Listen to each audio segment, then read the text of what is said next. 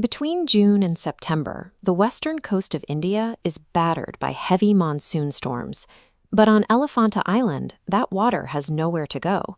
The entire landmass is forged from 66-million-year-old volcanic basalt, a rock so dense it is almost entirely non-porous. Because the stone can't absorb moisture, the island has zero natural groundwater. No matter the rain, the soil holds no reserve. Millions of gallons of potential drinking water immediately wash out to sea, leaving the island dry for 8 months. Based on the geology alone, this island is a death trap for any large-scale human settlement. Yet in the 6th century, Elephanta was an international maritime trade hub. Under the rule of the Kalachuri dynasty, the island supported thousands of resident monks, merchants, and sailors who lived among these colossal rock-cut temples.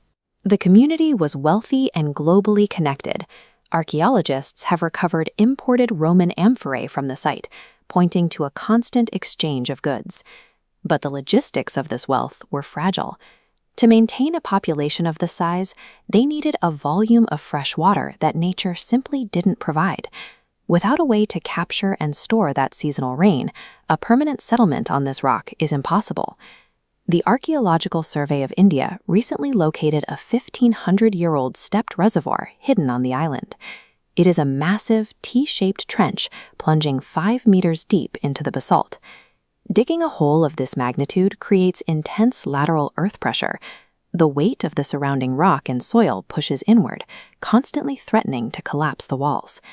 The engineers solved this by lining the trench with 20 tiers of precisely cut stone blocks. These steps act as structural buttresses, redirecting the inward pressure downward and outward to stabilize the pit. This structural skeleton allows the reservoir to remain intact despite the massive weight of the island pushing against it. Holding the water is only half the problem. Monsoon runoff hits with high velocity, carrying mud and silt that would ruin a standard storage tank. This design uses the tiers as velocity baffles to manipulate how the water moves. As the violent runoff cascades over each tier, its kinetic energy is systematically broken, slowing the water down. Once the water slows, it can no longer carry heavy debris. Mud and silt drop out, trapped on the upper steps. By the time it reaches the deep central core, it has been filtered.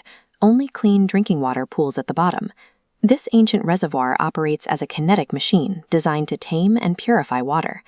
There was one final complication.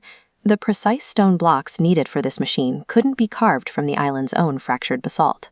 Engineers had to quarry the stone on the Indian mainland and ferry the massive blocks across the open ocean to the island.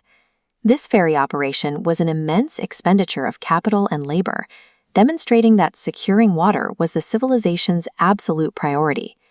This engineering allowed the trade hub to flourish. By mastering the monsoon, they secured the survival of the community that carved these monumental works.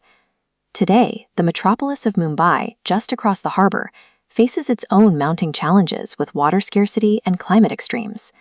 While modern cities look to the future for climate solutions, the mechanisms for surviving environmental extremes were already used on this island 1,500 years ago.